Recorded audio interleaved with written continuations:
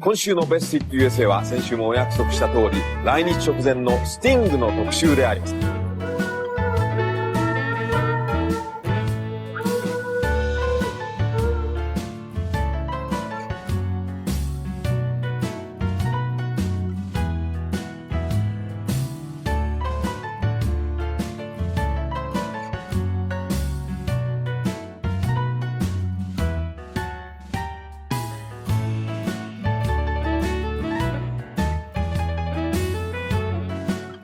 I met Gil Evans one night in Ronnie Scott's club in London. He'd been a hero of mine since I was 15. I sang with his band a couple of years later in a little club in Greenwich Village called Sweet Basil. His 15-piece band was crammed into a tiny stage, so there was no room for me. So I sang on the floor, squashed between two tables. One day I aspired to the stage.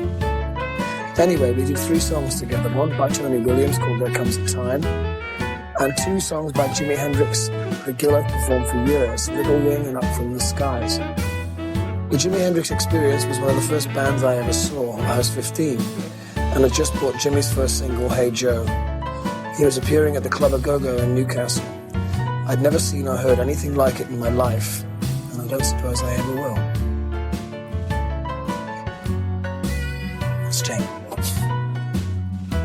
Jimi Hendrix is one of the great innovators of rock and roll music.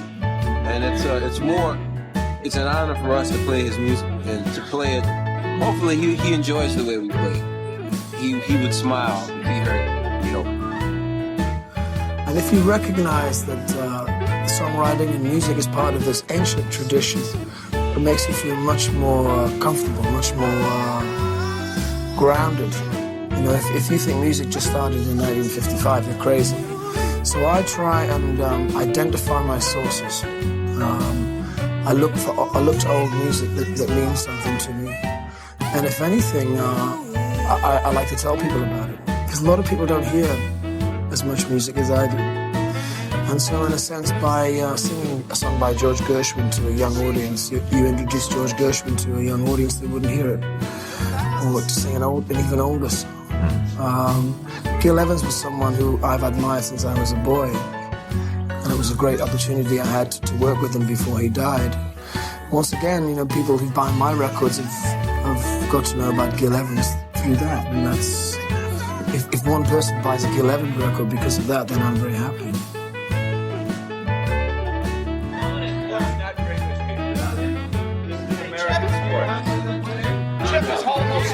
Sold out. No, you can't fast forward it. Absolutely. September it's sold out. No.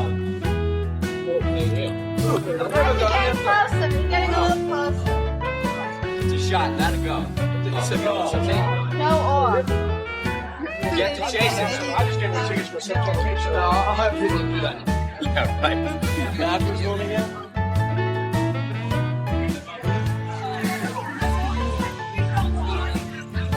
You have to realize that they will inherit one of the most powerful countries economically and socially in the world.